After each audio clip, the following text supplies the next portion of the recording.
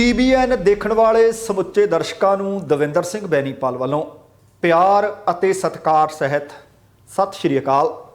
ਦਾ Benipal show ਵਿੱਚ ਤੁਹਾਡਾ ਸਭਨਾਂ ਦਾ ਨਿੱਘਾ ਸਵਾਗਤ। ਆਓ ਦੋਸਤੋ ਰਲ ਮਿਲ ਕੇ ਕੁਝ ਅਹਿਮ ਖਬਰਾਂ, ਕੁਝ ਅਹਿਮ ਘਟਨਾਵਾਂ ਦੇ ਉੱਤੇ ਵਿਚਾਰ ਚਰਚਾ ਕਰੀਏ। ਕੈਨੇਡਾ ਨੇ ਭਾਰਤ ਤੋਂ ਆਉਣ ਜਾਣ ਵਾਲੀਆਂ ਸਿੱਧੀਆਂ ਉਡਾਨਾਂ ਤੋਂ ਚੁੱਕੀ ਪਾਬੰਦੀ, ਕੀਤੇ ਨਵੇਂ ਦਿਸ਼ਾ ਨਿਰਦੇਸ਼ ਜਾਰੀ। ਬਰਤਾਨੀਆ ਵਿੱਚ ਟਰੱਕ ਡਰਾਈਵਰਾਂ ਦੀ ਕਮੀ ਨੂੰ ਦੂਰ ਕਰਨ ਲਈ ਬਰਤਾਨੀਆ ਸਰਕਾਰ ਦੇਵੇਗੀ ਵੱਡੀ ਗਿਣਤੀ ਵਿੱਚ ਟਰੱਕ ਡਰਾਈਵਰਾਂ ਨੂੰ ਵੀਜ਼ੇ। ਅੱਜ ਭਾਰਤ ਰਹੇਗਾ ਮੁਕੰਮਲ ਬੰਦ, ਵੱਖੋ-ਵੱਖ ਪਾਰਟੀਆਂ ਨੇ ਬੰਦ ਦੀ ਕੀਤੀ ਹਮਾਇਤ। ਗੁਰਜੀਤ ਸਿੰਘ ਰਾਣਾ ਨੂੰ ਮੰਤਰੀ ਮੰਡਲ ਵਿੱਚ ਸ਼ਾਮਲ ਕਰਨ ਤੇ ਕਾਂਗਰਸ ਵਿੱਚ ਉੱਠਿਆ ਭੁਚਾਲ ਅਤੇ ਕਾਂਗਰਸ ਆਪਣੇ ਨਾਰਾਜ਼ ਵਿਧਾਇਕਾਂ ਨੂੰ ਐਡਜਸਟ ਕਰਨ ਦੀ ਯੋਜਨਾ ਕਰ ਬੈਠੀ ਹੈ ਤਿਆਰ। ਦੋਸਤੋ ਇਹਨਾਂ ਕੁਝ ਖਬਰਾਂ ਨੂੰ ਆਧਾਰ ਬਣਾਵਾਂਗੇ ਤੇ ਨਾਲ ਕੁਝ ਹੋਰ ਜਾਣਕਾਰੀਆਂ ਵੀ ਪ੍ਰੋਗਰਾਮ ਦੌਰਾਨ ਸ਼ਾਮਲ ਰਹਿਣਗੀਆਂ।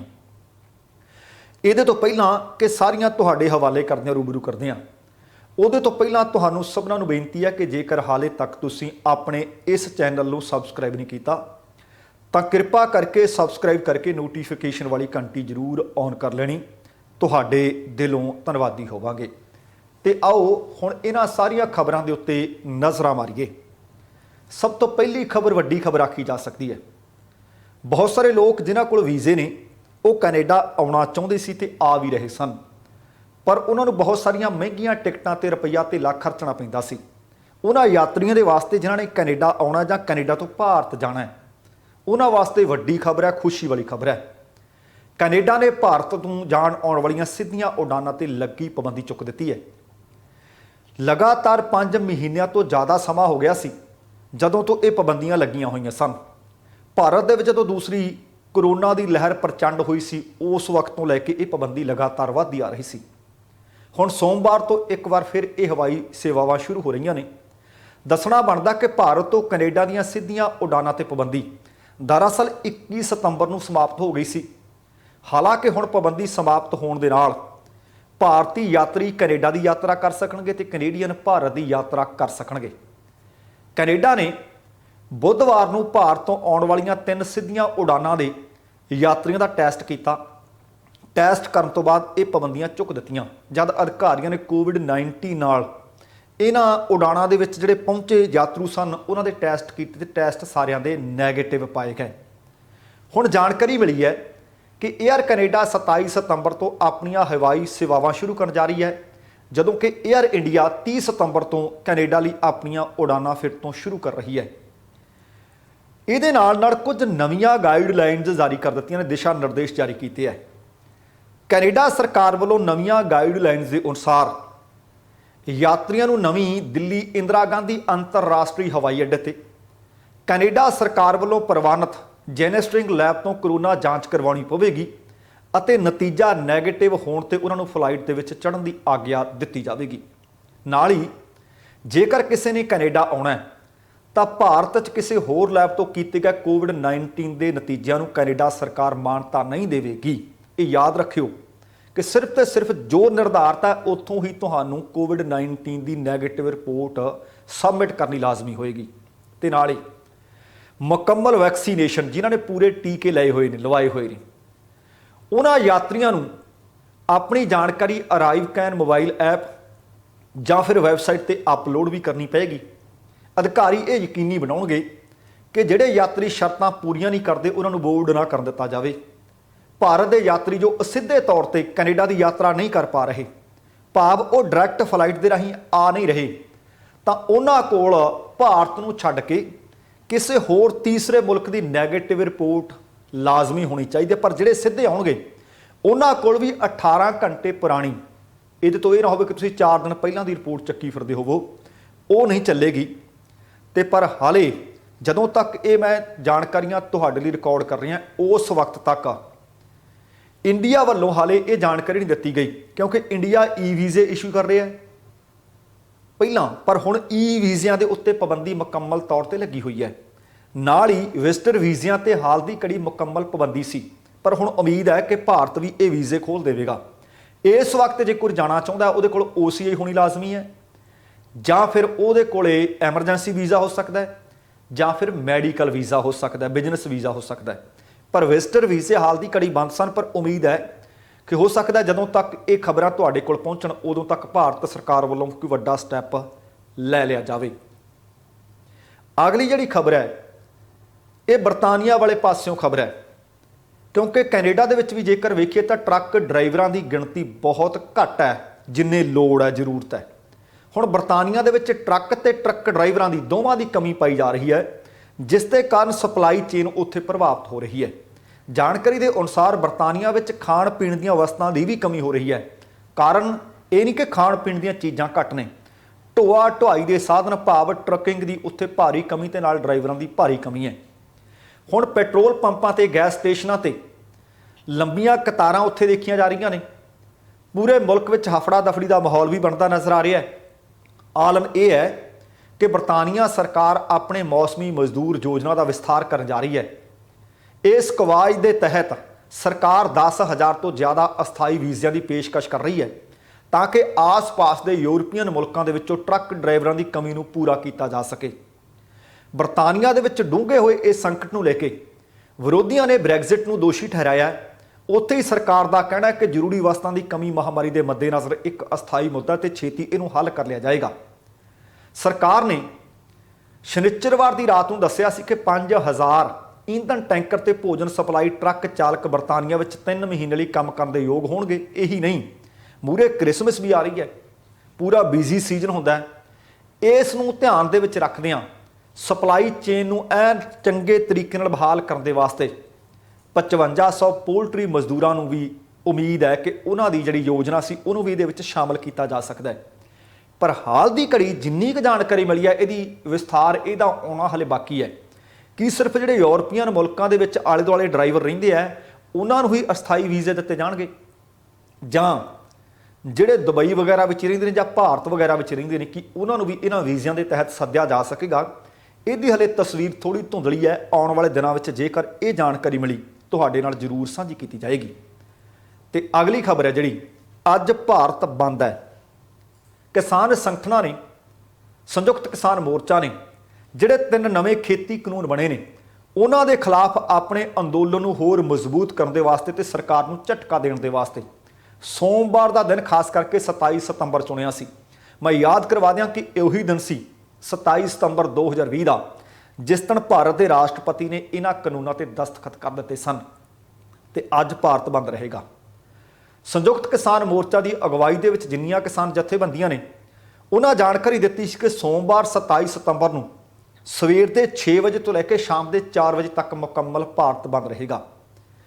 सिर्फ उन्हां नहीं, इस सद्दे तो बाद कई विरोधी धिरां ने भी इस भारत बंद के सद्दे की हमायत कर दी है। तो कुछ पार्टियां ने तो यह भी आख्या कि भारत बंद की हमायत में वो सड़कों पर उतरनगे। पर दूसरे पासे हो सकता है कुछ शरारती अंसर होण जिहड़े इस भारत बंद का फायदा उठाउणा चाहुंदे होण, वो फायदा उठा ना सकण। इसलिए वक्खो-वक्ख सूबियां ने वक्खो-वक्ख एडवाइजरियां दिशा निर्देश जारी किए हैं ताकि सुरक्षा दे विच कोई कमी ना रह सके। कांग्रेस ने भारत बंद नूं हमायत देण दी हामी भर दित्ती है। कांग्रेस ने अपने सारे वर्करां नूं, प्रदेश इकाई इंचार्जां नूं, पार्टी नाल जुड़े संगठनां नूं, उन्हां दे मुखियां नूं भारत बंद विच हिस्सा लैण दे निर्देश दित्ते ने। कांग्रेस के जनरल सकत्तर के.सी. वेणुगोपाल ने कहा कि सारे पार्टी वर्कर भारत बंद नूं शांतिपूर्वक तरीके नाल अपनी हमायत देण। आम आदमी पार्टी ने भी बीते दिन आख दिता सी कि साडा इस भारत बंद नूं मुकम्मल समर्थन रहेगा। उन्होंने आख्या कि साडे वर्कर इस विच पूरा सहयोग देणगे, ना कोई पार्टी का झंडा होएगा, ना टोपी होएगी। जे किसी वर्कर ने कोई वलंटीयर काम करना होया उहदे हत्थ विच किसानी झंडा होएगा। इसे तरीके नाल टीएमसी ने, बहुजन समाज पार्टी ने, तकरीबन खब्बे पक्खियां सारियां पार्टियां ने इस भारत बंद के सद्दे की हमायत की है। उधर पश्चिमी बंगाल के विचों खबरां ने कि तृणमूल कांग्रेस के आगुआं तो इलावा खब्बे पक्षी पार्टियां Makpa, Bhakpa, All India Forward Bloc, Revolutionary Socialist Party, Bharatiya Communist Party भाव सारियां पार्टियां ने भारतीय जनता पार्टी नूं छड्ड के इस भारत बंद की हमायत की है।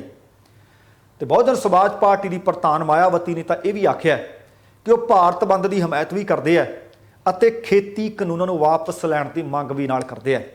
उत्थे केरल ਦੇ ਵਿੱਚ सत्ताधारी खब्बे पक्षी लोकतंत्रिक मोर्चा ने आख्या ਕਿ ਕੇਰਲ ਦੇ ਵਿੱਚ ਉਹ ਰਾਜ ਵਿਆਪੀ ਹੜਤਾਲ ਦਾ ਸੱਦਾ ਦਿੰਦੇ ਨੇ। LDF ਦਾ ਕਹਿਣਾ ਸੀ ਕਿ ਉਹਨਾਂ ਨੇ ਕਿਸਾਨਾਂ ਨਾਲ ਇਕਜੁੱਟਤਾ ਵਿਖਾਉਣ ਲਈ ਖੁਦ ਹੜਤਾਲ ਦਾ ਸੱਦਾ ਦੇ ਦਿੱਤਾ ਹੈ। ਤੇ ਜਾਣਕਾਰੀ ਇਹ ਵੀ ਮਿਲੀ ਹੈ ਕਿ ਜਦੋਂ ਸਮੁੱਚੇ ਭਾਰਤ ਦੇ ਵਿੱਚ ਕਿਸਾਨ ਆਗੂਆਂ ਨੇ ਸਭ ਤੋਂ ਪਹਿਲ ਕਦਮੀ ਕੀਤੀ ਸੀ ਕਿ ਭਾਰਤ ਬੰਦ ਕੀਤਾ ਜਾਵੇ, ਫਿਰ ਸੁਰੱਖਿਆ ਦੇ ਪੁਖਤਾ ਇੰਤਜ਼ਾਮ ਕੀਤੇ ਗਏ ਨੇ। ਦਿੱਲੀ ਪੁਲਿਸ ਨੇ ਭਾਰਤ ਬੰਦ ਨੂੰ ਵੇਖਦਿਆਂ ਹੋਇਆਂ ਰਾਜਧਾਨੀ ਨਵੀਂ ਦਿੱਲੀ ਦੇ ਨਾਲ ਲੱਗਦੇ ਸਾਰੇ ਇਲਾਕਿਆਂ ਦੇ ਵਿੱਚ ਗਸ਼ਤ ਵਧਾ ਦਿੱਤੀ ਹੈ। ਉਹਨਾਂ ਦੱਸਿਆ ਕਿ ਦਿੱਲੀ ਵਿੱਚ ਵਾਧੂ ਕਰਮਚਾਰੀ ਤਾਇਨਾਤ ਕਰ ਦਿੱਤੇ ਗਏ ਨੇ। ਦਿੱਲੀ ਵਿੱਚ ਦਾਖਲ ਹੋਣ ਵਾਲੇ ਵਾਹਨਾਂ ਦੀ ਪੂਰੀ ਤਰ੍ਹਾਂ ਜਾਂਚ ਕੀਤੀ ਜਾਵੇਗੀ। ਹਾਲਾਂਕਿ ਵਾਹਨ ਦਾਖਲ ਹੁੰਦੇ ਆ ਜਾਂ ਨਹੀਂ ਹੁੰਦੇ ਆਪਣੇ ਆਪ ਦੇ ਵਿੱਚ ਇੱਕ ਵੱਖਰੀ ਜੀ ਗੱਲ ਆ, ਉਹ ਕਹਿੰਦੇ ਜਾਂਚ ਕੀਤੀ ਜਾਏਗੀ, ਪਰ ਜਦੋਂ ਭਾਰਤ ਬੰਦ ਆ ਤੇ ਫਿਰ ਵਾਹਨ ਕਿਹੜੇ ਜਾਣਗੇ ਉਹਨਾਂ ਦੀ ਮੈਂ ਅੱਗੇ ਚੱਲ ਕੇ ਜ਼ਿਕਰ ਕਰਦਾ ਕਿ ਕਿਹੜੀ ਕਿਹੜੀ ਗੱਡੀ ਨੂੰ ਛੋਟ ਰਹੇਗੀ। ਪੰਜਾਬ ਦੇ ਵਿੱਚ ਕਾਂਗਰਸ ਨੇ ਹਮਾਇਤ ਦੇ ਦਿੱਤੀ ਹੈ। ਹਰਿਆਣਾ ਦੇ ਵਿੱਚੋਂ ਵੀ ਸਖਤ ਪੁਖਤਾ ਇੰਤਜ਼ਾਮ ਕੀਤੇ ਜਾਣ ਦੀਆਂ ਖਬਰਾਂ ਨੇ। ਕਾਂਗਰਸ ਦੇ ਪ੍ਰਧਾਨ ਨੇ ਨਵਜੋਤ ਸਿੰਘ ਸਿੱਧੂ, ਉਹਨਾਂ ਆਖਿਆ ਕਿ ਉਹਨਾਂ ਦੀ ਪਾਰਟੀ ਪੰਜਾਬ ਦੇ ਵਿੱਚ ਕਿਸਾਨਾਂ ਦੇ ਭਾਰਤ ਬੰਦ ਦੀ ਹਮਾਇਤ ਕਰੇਗੀ। ਦੂਸਰੇ ਪਾਸੇ ਹਰਿਆਣਾ ਪੁਲਿਸ ਨੇ ਸੁਰੱਖਿਆ ਦੇ ਬੰਦੋਬਸਤ ਵੀ ਕੀਤੇ ਤੇ ਐਡਵਾਈਜ਼ਰੀ ਵੀ ਜਾਰੀ ਕੀਤੀ ਹੈ। ਉਹਨਾਂ ਆਖਿਆ ਕਿ ਭਾਰਤ ਬੰਦ ਦੇ ਦੌਰਾਨ ਸੁਰੱਖਿਆ ਦੇ ਸਖਤ ਇੰਤਜ਼ਾਮ ਰਹਿਣਗੇ ਤਾਂ ਕਿ ਲੋਕਾਂ ਨੂੰ ਕਿਸੇ ਮੁਸ਼ਕਲ ਦਾ ਸਾਹਮਣਾ ਨਾ ਕਰਨਾ ਪਵੇ। ਤੇ ਹੁਣ ਸੰਯੁਕਤ ਕਿਸਾਨ ਮੋਰਚੇ ਨੇ ਜੋ ਆਖਿਆ ਉਹ ਮੈਂ ਤੁਹਾਡੇ ਨਾਲ ਬੀਤੇ ਕਈਆਂ ਦਿਨਾਂ ਤੋਂ ਸਾਂਝਾ ਕਰਦਾ ਆ ਰਿਹਾ। ਅੱਜ ਉਹ ਦਿਨ ਹੈ, ਇਸ ਕਰਕੇ ਉਚੇਚੇ ਤੌਰ ਤੇ ਤੁਹਾਨੂੰ ਦੱਸਣਾ ਬਣਦਾ ਹੈ। ਉਹਨਾਂ ਨੇ ਆਖਿਆ ਕਿ ਬੰਦ ਸ਼ਾਂਤੀਪੂਰਨ ਹੋਵੇਗਾ। ਉਹਨਾਂ ਇਹ ਵੀ ਆਖਿਆ ਕਿ ਕਿਸਾਨ ਇਹ ਨਿਸ਼ਚਿਤ ਕਰਨਗੇ ਕਿ ਜਨਤਾ ਨੂੰ ਘੱਟ ਤੋਂ ਘੱਟ ਅਸੁਵਿਧਾ ਦਾ ਸਾਹਮਣਾ ਕਰਨਾ ਪਵੇ। ਬੰਦ ਸਵੇਰ ਦੇ 6 ਵਜੇ ਤੋਂ ਸ਼ਾਮ ਦੇ 4 ਵਜੇ ਤੱਕ ਰਹੇਗਾ। ਇਸੇ ਦੌਰਾਨ ਕੇਂਦਰ ਅਤੇ ਸੂਬਾ ਸਰਕਾਰ ਦੇ ਦਫ਼ਤਰ, ਬਾਜ਼ਾਰ, ਦੁਕਾਨਾਂ, ਕਾਰਖਾਨਿਆਂ ਨੂੰ, ਸਕੂਲਾਂ ਨੂੰ, ਕਾਲਜਾਂ ਨੂੰ ਤੇ ਹੋਰ ਵਿਦਿਅਕ ਅਦਾਰਿਆਂ ਨੂੰ ਕੰਮ ਕਰਨ ਦੀ ਆਗਿਆ ਨਹੀਂ ਦਿੱਤੀ ਜਾਏਗੀ। ਜਨਤਕ ਅਤੇ ਨਿੱਜੀ ਆਵਾਜਾਈ ਨੂੰ ਵੀ ਜਾਣ ਆਉਣ ਦੀ ਆਗਿਆ ਨਹੀਂ ਦਿੱਤੀ ਜਾਏਗੀ। ਪਰ ਜਿਨ੍ਹਾਂ ਨੂੰ ਛੋਟ ਦਿੱਤੀ ਆ, ਆਹ ਗੱਲ ਧਿਆਨ ਨਾਲ ਕਿਤੇ ਇਹ ਨਾ ਕਹੋ ਕਿ ਸਾਨੂੰ ਛੋਟ ਹੈ। ਦੇਖੋ, ਮੀਡੀਆ ਕਵਰੇਜ ਵਾਸਤੇ ਜਾਏਗਾ। ਉਹਨਾਂ ਨੇ ਦੱਸਿਆ ਕਿ ਬੰਦ ਦੇ ਦੌਰਾਨ ਐਂਬੂਲੈਂਸ ਨੂੰ, ਅੱਗ ਬੁਝਾਊ ਸੇਵਾਵਾਂ ਨੂੰ, ਸਿਰਫ ਐਮਰਜੈਂਸੀ ਸੇਵਾਵਾਂ ਨੂੰ ਆਉਣ ਜਾਣ ਦੀ ਆਗਿਆ ਹੋਏਗੀ। ਸੰਯੁਕਤ ਕਿਸਾਨ ਮੋਰਚੇ ਦੀ ਮੰਨੀਏ ਤਾਂ ਬੰਦ ਸਵੈ ਇੱਛਕ ਹੋਏਗਾ, ਜਿਸ ਦੇ ਵਿੱਚ ਐਮਰਜੈਂਸੀ ਸੇਵਾਵਾਂ ਨੂੰ ਛੋਟ ਰਹੇਗੀ। ਤੇ ਨਾਲ ਹੀ ਕਿਸਾਨ ਸੰਗਠਨਾਂ ਨੇ ਨਿਰਦੇਸ਼ ਜਾਰੀ ਕੀਤੇ ਹੈ ਕਿ ਹਸਪਤਾਲਾਂ ਨੂੰ, ਦਵਾਈ ਦੀਆਂ ਦੁਕਾਨਾਂ ਨੂੰ, ਭਾਵ ਮੈਡੀਕਲ ਸਟੋਰਾਂ ਨੂੰ, ਐਂਬੂਲੈਂਸ ਦੇ ਨਾਲ ਜੁੜੀਆਂ ਸੇਵਾਵਾਂ ਨੂੰ ਆਉਣ ਜਾਣ ਦੀ ਆਗਿਆ ਹੋਏਗੀ। ਜਾਂ ਜਿਨ੍ਹਾਂ ਵਿਦਿਆਰਥੀਆਂ, ਜਿਨ੍ਹਾਂ ਦੇ ਬੱਚਿਆਂ ਦੀ ਕੋਈ ਪ੍ਰੀਖਿਆ ਹੋਏਗੀ ਜਾਂ ਕਿਸੇ ਦੀ ਕੋਈ ਇੰਟਰਵਿਊ ਹੋਵੇ, ਉਹਨਾਂ ਨੂੰ ਰੋਕਿਆ ਨਾ ਜਾਵੇ। ਕਰੋਨਾ ਦੇ ਨਾਲ ਜੁੜੀ ਕੋਈ ਐਮਰਜੈਂਸੀ ਸੇਵਾ, ਉਹਨਾਂ ਨੂੰ ਰੋਕਿਆ ਨਾ ਜਾਵੇ। ਜਾਂ ਜਿਨ੍ਹਾਂ ਦੇ ਵਿਆਹ ਜਾਂ ਕਿਸੇ ਦੀ ਕੋਈ ਮੌਤ ਹੋ ਗਈ ਆ, ਉਹਨਾਂ ਨੂੰ ਰੋਕਿਆ ਨਾ ਜਾਵੇ। ਤੇ ਨਾਲ ਹੀ ਜੇਕਰ ਕਿਸੇ ਨੇ ਹਵਾਈ ਅੱਡੇ ਤੇ ਜਾਣਾ, ਉਹਨਾਂ ਨੇ ਟਿਕਟ ਪਹਿਲਾਂ ਲਈ ਹੋਈ ਸੀ, ਕਿਉਂਕਿ ਉਹਨਾਂ ਨੂੰ ਥੋੜ੍ਹਾ ਹੀ ਇਲਮ ਸੀ ਕਿ 27 ਸਤੰਬਰ ਨੂੰ ਭਾਰਤ ਬੰਦ ਹੋ ਜਾਏਗਾ। ਜੇਕਰ ਕੋਈ ਏਅਰਪੋਰਟ ਤੇ ਜਾ ਰਿਹਾ ਜਾਂ ਏਅਰਪੋਰਟ ਤੇ ਉਹਦੀ ਫਲਾਈਟ ਉਤਰੀ ਸੀ ਤੇ ਆ ਰਿਹਾ, ਉਹਨਾਂ ਨੂੰ ਨਾ ਰੋਕਿਆ ਜਾਵੇ। ਪਰ ਫਿਰ ਵੀ ਤੁਹਾਨੂੰ ਸਭਨਾਂ ਨੂੰ ਬੇਨਤੀ ਹੈ ਕਿ ਸ਼ਾਂਤੀਪੂਰਵਕ ਰਹੋ। ਕੋਸ਼ਿਸ਼ ਕਰਿਓ ਕਿ ਕਿਤੇ ਹੁੱਲੜਬਾਜ਼ੀ ਨਾ ਹੋਣ ਦਿੱਤੀ ਜਾਵੇ ਤੇ ਨਾ ਹੁੱਲੜਬਾਜ਼ੀ ਕੀਤੀ ਜਾਵੇ। ਤੇ ਅਗਲੀ ਵੱਡੀ ਖਬਰ ਹੈ, ਪੰਜਾਬ ਦੀ ਰਾਜਨੀਤੀ ਨਾਲ ਜੁੜੀ ਖਬਰ ਹੈ। ਮੰਤਰੀ ਮੰਡਲ ਦਾ ਗਠਨ ਹੋ ਚੁੱਕਿਆ ਹੈ। ਬਹੁਤ ਸਾਰੇ ਨਵਿਆਂ ਤੇ ਪੁਰਾਣਿਆਂ ਮੰਤਰੀਆਂ ਨੇ ਦੁਬਾਰਾ ਸਹੁੰ ਚੁੱਕ ਲਈ ਹੈ।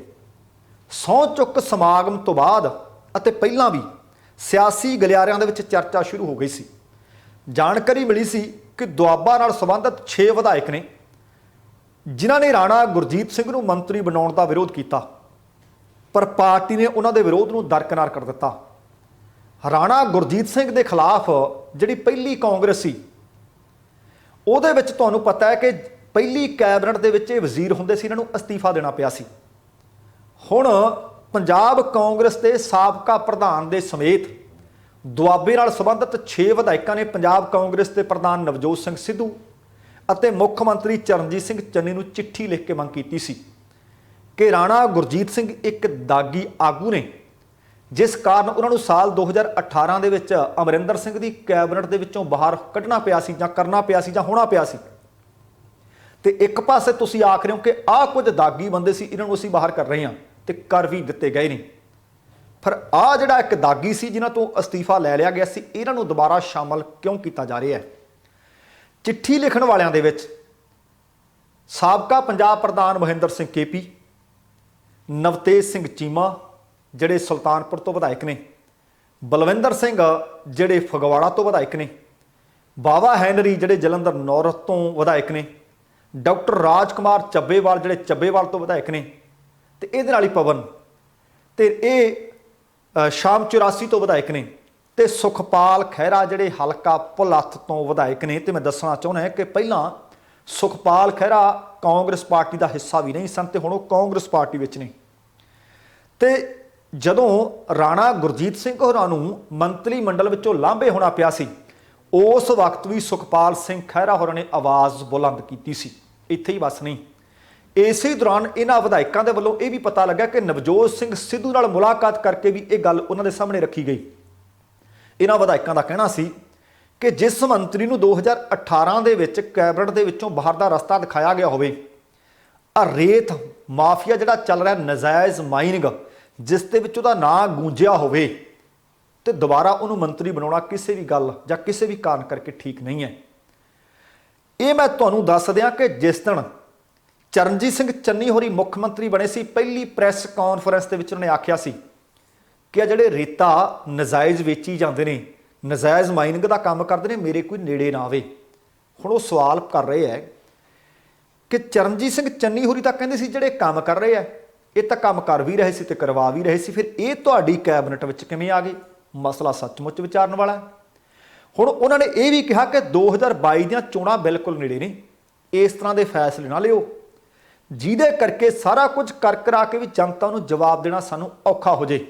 ਚਿੱਠੀ ਵਿੱਚ ਲਿਖਿਆ ਗਿਆ ਹੈ ਕਿ ਜਨਵਰੀ 2018 'ਤੇ ਰਾਣਾ ਗੁਰਜੀਤ ਸਿੰਘ ਅਤੇ ਉਹਨਾਂ ਦੇ ਪਰਿਵਾਰ ਦਾ ਨਾਮ ਰੇਤ ਘੁਟਾਲੇ ਵਿੱਚ ਆਇਆ ਸੀ। ਉਹਨਾਂ ਦੇ ਰਸੋਈਏ ਦੇ ਨਾਮ ਤੇ ਇਹ ਸਭ ਕੁਝ ਕੀਤਾ ਜਾ ਰਿਹਾ ਸੀ। ਹੁਣ ਰਾਣਾ ਗੁਰਜੀਤ ਸਿੰਘ ਨੂੰ ਉਹ ਕਹਿੰਦੇ ਨਾ ਤਾਂ ਕਿਸੇ ਨੇ ਕੋਈ ਕਲੀਨ ਚਿੱਟ ਦਿੱਤੀ, ਪਰ ਮੈਂ ਦੱਸ ਦਿਆਂ ਕੈਪਟਨ ਅਮਰਿੰਦਰ ਸਿੰਘ ਦੇ ਖਾਸ ਮਖਾਸ ਸੀ ਤੇ ਉਹਨਾਂ ਨੇ ਕਲੀਨ ਚਿੱਟ ਦੇ ਦਿੱਤੀ ਸੀ। ਜਦ ਇਹ ਵਿਰੋਧੀਆਂ ਨੇ ਬਹੁਤ ਵੱਡੀ ਪੱਧਰ ਤੇ ਆਵਾਜ਼ ਉਠਾ ਲਈ ਸੀ, ਫਿਰ ਇਹ ਹਾਈ ਕਮਾਂਡ ਦੇ ਵਿਹੜੇ ਗੱਲ ਗੂੰਜੀ ਸੀ। ਰਾਹੁਲ ਗਾਂਧੀ ਦੇ ਦਾਖਲ ਦੇਣ ਤੇ ਇਹਨਾਂ ਤੋਂ ਅਸਤੀਫਾ ਲਿਆ ਗਿਆ ਸੀ। ਉਹ ਕਹਿੰਦੇ ਨਾ ਤਾਂ ਇਹਨਾਂ ਨੂੰ ਕਲੀਨ ਚਿੱਟ ਮਿਲੀ ਹੈ, ਨਾ ਕਿਸੇ ਅਦਾਲਤ ਨੇ ਇਹਨਾਂ ਨੂੰ ਬਰੀ ਕੀਤਾ ਹੈ, ਫਿਰ ਇੱਕ ਦਾਗੀ ਵਿਅਕਤੀ ਨੂੰ ਕੈਬਨਿਟ ਦੇ ਵਿੱਚ ਸ਼ਾਮਲ ਕਿਉਂ ਕੀਤਾ ਜਾ ਰਿਹਾ ਹੈ? ਪਰ ਇਹ ਉਹਨਾਂ ਦਾ ਤਰਕ ਸੀ। ਇਹ ਸਾਰੇ ਤਰਕ ਦੇਣ ਦੇ ਬਾਵਜੂਦ ਉਹਨਾਂ ਨੇ ਸਹੁੰ ਚੁੱਕ ਲਈ ਹੈ ਤੇ ਹੁਣ ਉਹ ਚੰਨੀ ਕੈਬਨਿਟ ਦਾ ਹਿੱਸਾ ਨੇ। ਹੁਣ ਰਾਣਾ ਗੁਰਜੀਤ ਸਿੰਘ ਦਰਅਸਲ ਹਨ ਕੌਣ? ਆਓ ਇੱਕ ਸੰਖੇਪ ਦੀ ਝਾਤ ਉਹਨਾਂ ਦੇ ਸਿਆਸੀ ਜੀਵਨ ਤੇ ਮਾਰੀਏ ਕਿ ਸੱਚਮੁੱਚ ਸਿਆਸਤ ਵਿੱਚ ਉਹਨਾਂ ਦਾ ਕੱਦ ਬੁੱਤ ਏਡਾ ਉੱਚਾ ਹੈ ਕਿ ਉਹਨਾਂ ਤੋਂ ਬਗੈਰ ਕਾਂਗਰਸ ਪਾਰਟੀ ਦਾ ਸਰਦਾ ਨਹੀਂ। ਜੇਕਰ ਉਹਨਾਂ ਦੇ ਸਿਰਫ ਸਿਆਸੀ ਜੀਵਨ ਤੇ ਝਾਤ ਮਾਰਾਂ ਤਾਂ ਤਕਰੀਬਨ 2 ਦਹਾਕਿਆਂ ਤੋਂ ਕਪੂਰਥਲਾ ਹਲਕੇ ਦੇ ਵਿੱਚ ਰਾਣਾ ਗੁਰਜੀਤ ਸਿੰਘ ਅਤੇ ਉਹਨਾਂ ਦੇ ਪਰਿਵਾਰ ਦਾ ਕਾਫੀ ਦਬਦਬਾ ਹੈ। ਉਹਨਾਂ ਨੇ ਪਹਿਲੀ ਵਾਰ ਸਾਲ 2002 ਦੇ ਵਿੱਚ ਕਾਂਗਰਸ ਦੀ ਟਿਕਟ ਤੇ ਚੋਣ ਲੜੀ ਅਤੇ ਸਾਬਕਾ ਟਰਾਂਸਪੋਰਟ ਮੰਤਰੀ ਨੂੰ ਹਰਾਇਆ, ਜਿੱਤ ਪ੍ਰਾਪਤ ਕੀਤੀ। ਰਾਣਾ ਨੇ ਸਖਤ ਮਿਹਨਤ ਅਤੇ ਆਪਣੀ ਤਾਕਤ ਦੇ ਨਾਲ ਆਪਣਾ ਇਹ ਆਖਿਆ ਜਾ ਸਕਦਾ ਕਿ ਉਸ ਹਲਕੇ ਦੇ ਵਿੱਚ ਦਬਦਬਾ ਕਾਇਮ ਕਰ ਲਿਆ। ਰਾਣਾ ਗੁਰਜੀਤ ਸਿੰਘ ਦਾ ਜਨਮ 19 ਅਪ੍ਰੈਲ ਤੇ 1956 ਨੂੰ ਪਿਤਾ ਰਾਣਾ ਦਲਜੀਤ ਸਿੰਘ ਅਤੇ ਮਾਤਾ ਰਤਨ ਕੌਰ ਦੇ ਘਰ ਹੁੰਦਾ ਹੈ। ਦਲਜੀਤ ਸਿੰਘ ਦਾ ਰਾਜਨੀਤੀ ਨਾਲ ਕੋਈ ਲੈਣਾ ਦੇਣਾ ਨਹੀਂ ਸੀ, ਸਿਰਫ 10 ਪੜ੍ਹੇ ਹੋਏ ਨੇ, ਪਰ ਰਾਣਾ ਪਰਿਵਾਰ ਨੇ ਲਗਾਤਾਰ 5 ਵਿਧਾਨ ਸਭਾ ਚੋਣਾਂ ਜਿੱਤੀਆਂ ਨੇ। ਰਾਣਾ ਨੇ ਆਪਣੀ ਰਾਜਨੀਤਿਕ ਯਾਤਰਾ 19 ਸਾਲ ਪਹਿਲਾਂ ਕਪੂਰਥਲਾ ਤੋਂ ਸ਼ੁਰੂ ਕੀਤੀ। 2002 ਵਿੱਚ ਉਹਨੇ ਪਹਿਲੀ ਵਾਰ ਵਿਧਾਨ ਸਭਾ ਦੀਆਂ ਚੋਣਾਂ ਲੜੀਆਂ, ਜਿਨ੍ਹਾਂ ਨੇ ਸ਼੍ਰੋਮਣੀ ਅਕਾਲੀ ਦਲ ਦੇ ਉਮੀਦਵਾਰ ਸਾਬਕਾ ਟਰਾਂਸਪੋਰਟ ਮੰਤਰੀ ਰਘੁਬੀਰ ਸਿੰਘ ਨੂੰ ਲਗਭਗ 10,000 ਵੋਟਾਂ ਨਾਲ ਹਰਾਇਆ ਤੇ ਪਹਿਲੀ ਵਾਰ ਪੰਜਾਬ ਵਿਧਾਨ ਸਭਾ ਵਿੱਚ ਪਹੁੰਚੇ। ਸਾਲ 2004 ਦੇ ਵਿੱਚ ਕਾਂਗਰਸ ਨੇ ਰਾਣਾ ਨੂੰ ਜਲੰਧਰ ਤੋਂ ਲੋਕ ਸਭਾ ਉਮੀਦਵਾਰ ਬਣਾਇਆ। ਉਹਨਾਂ ਨੇ ਸ਼੍ਰੋਮਣੀ ਅਕਾਲੀ ਦਲ ਤੇ ਭਾਜਪਾ ਦੇ ਸਾਂਝੇ ਉਮੀਦਵਾਰ ਨਰੇਸ਼ ਗੁਜਰਾਲ ਨੂੰ 33,463 ਵੋਟਾਂ ਨਾਲ ਹਰਾਇਆ। ਇਹਦੇ ਤੋਂ ਬਾਅਦ ਉਹਨਾਂ ਦੀ ਭਰਜਾਈ ਸੁਖਜਿੰਦਰ ਕੌਰ ਰਾਣਾ ਨੇ ਕਪੂਰਥਲਾ ਵਿੱਚ ਉਪ ਚੋਣ ਦੇ ਵਿੱਚ ਹਿੱਸਾ ਲਿਆ, ਚੋਣ ਲੜੀ। ਉਹ ਅਕਾਲੀ ਦਲ ਦੇ ਉਮੀਦਵਾਰ ਰਘੁਬੀਰ ਸਿੰਘ ਨੂੰ ਫਿਰ ਹਰਾਉਣ ਦੇ ਵਿੱਚ ਕਾਮਯਾਬ ਰਹੇ।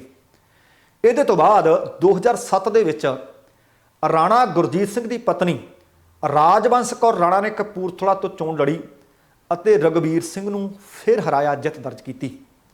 ਸਾਲ 2009 ਦੇ ਵਿੱਚ ਰਾਣਾ ਗੁਰਜੀਤ ਸਿੰਘ ਨੇ ਖਡੂਰ ਸਾਹਿਬ ਤੋਂ ਲੋਕ ਸਭਾ ਚੋਣ ਲੜੀ, ਪਰ ਉਹਨਾਂ ਨੇ ਸ਼੍ਰੋਮਣੀ ਅਕਾਲੀ ਦਲ ਦੇ ਉਮੀਦਵਾਰ ਰਤਨ ਸਿੰਘ ਅਜਨਾਲਾ ਤੋਂ ਲਗਭਗ 32,000 ਦੇ ਹਿਸਾਬ ਨਾਲ ਵੋਟਾਂ ਪ੍ਰਾਪਤ ਘੱਟ ਕੀਤੀਆਂ, ਭਾਵ ਉਹ ਹਾਰ ਗਏ।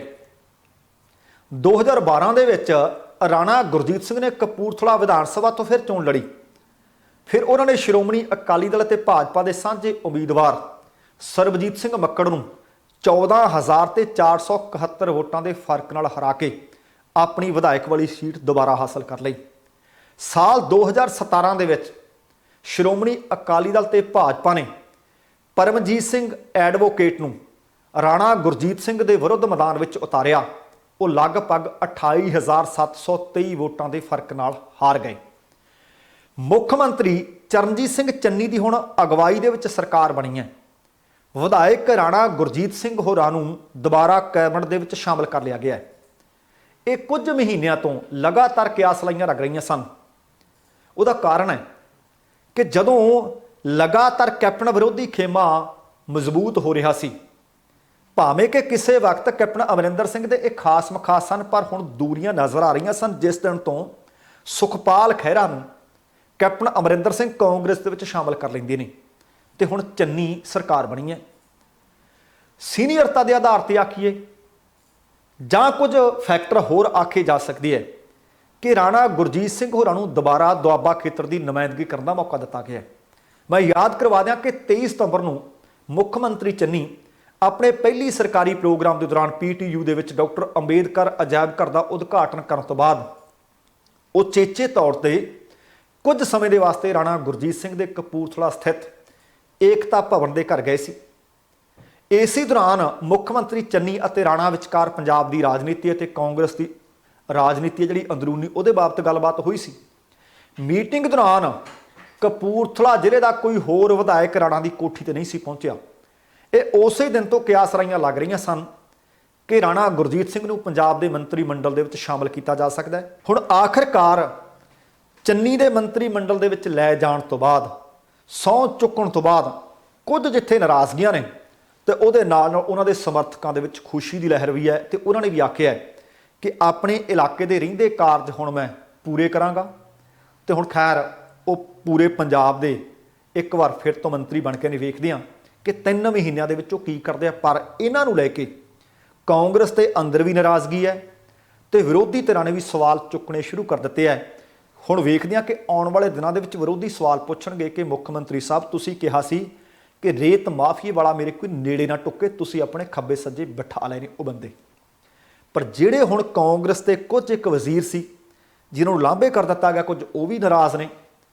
ਕੁਝ ਇੱਕ ਨੂੰ ਮੇਰੇ ਤੁਹਾਡੇ ਵਰਗਿਆਂ ਨੂੰ ਸੀ ਕਿ ਯਾਰ ਮੈਂ ਵੀ ਦਾਅਵੇਦਾਰ ਤਾਂ ਤਕੜਾ ਹੈ, ਮੈਨੂੰ ਵੀ ਕੈਬਨਿਟ ਵਿੱਚ ਲੈ ਲੈਣਗੇ, ਉਹ ਨਾਰਾਜ਼ ਜ਼ਰੂਰ ਨੇ।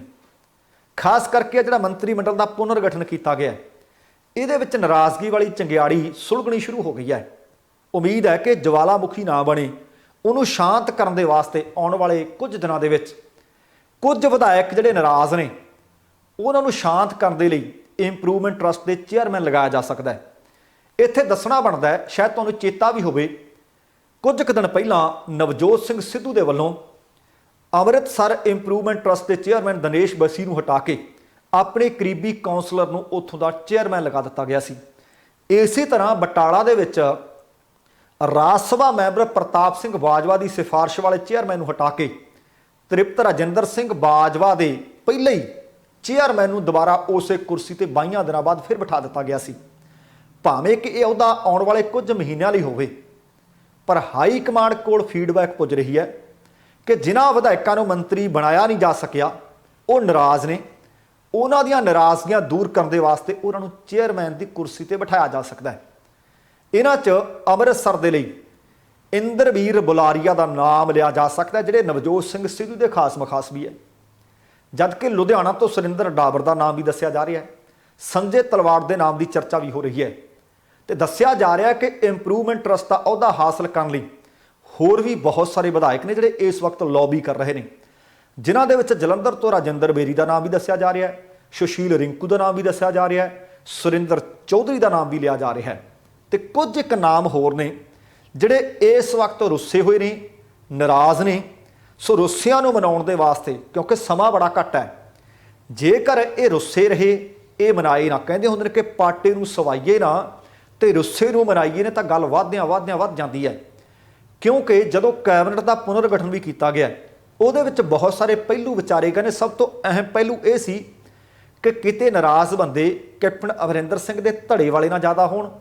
ਦੂਸਰੀ ਗੱਲ, ਕਿਤੇ ਉਹ ਕੈਪਟਨ ਅਮਰਿੰਦਰ ਸਿੰਘ ਦੇ ਧੜੇ ਵਿੱਚ ਜਾ ਕੇ ਰਲ ਨਾ ਜਾਣ, ਇੱਕ ਵਾਰੀ ਫਿਰ ਤੋਂ ਉਹ ਮਜ਼ਬੂਤ ਨਾ ਹੋ ਜਾਣ। ਸੋ ਆਹ ਬੰਦੇ ਵੀ ਹੈ ਜਿਹੜੇ ਜਿਹੜੇ ਨਾਰਾਜ਼ ਨੇ ਉਹਨਾਂ ਦੀਆਂ ਨਾਰਾਜ਼ਗੀਆਂ ਦੂਰ ਕਰਨ ਦੇ ਵਾਸਤੇ ਉਮੀਦ ਹੈ ਕਿ ਆਹ ਸਕੀਮ ਜਿਹੜੀ ਪਹਿਲਾਂ ਹੀ ਘੜੀ ਜਾ ਚੁੱਕੀ ਹੈ, ਇਹਦੇ ਉੱਤੇ ਚੰਨੀ ਸਰਕਾਰ ਬੜੀ ਜਲਦੀ ਕੰਮ ਕਰੇਗੀ ਤੇ ਇਹਨਾਂ ਨੂੰ ਛੇਤੀ ਚੇਅਰਮੈਨੀਆਂ ਦੇ ਦਿੱਤੀਆਂ ਜਾਣਗੀਆਂ। ਸੋ ਦੋਸਤੋ, ਕੁੱਲ ਮਿਲਾ ਕੇ ਇਹ ਸੀ ਆਪਣਾ ਅੱਜ ਦਾ ਪ੍ਰੋਗਰਾਮ।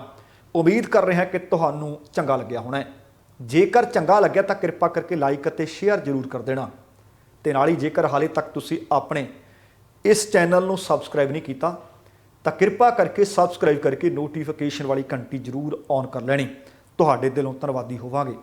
ਜਾਣ ਤੋਂ ਪਹਿਲਾਂ ਕਹਾਂਗਾ, ਜ਼ਿੰਦਗੀ ਜਿੰਦਾਦਲੀ ਦਾ ਨਾਮ ਹੈ। ਦਵਿੰਦਰ ਸਿੰਘ ਬੈਨੀਪਾਲ ਨੂੰ ਆਗਿਆ ਦਿਓ। ਸਤਿ ਸ਼੍ਰੀ ਅਕਾਲ ਤੇ ਰੱਬ ਰਾਖਾ।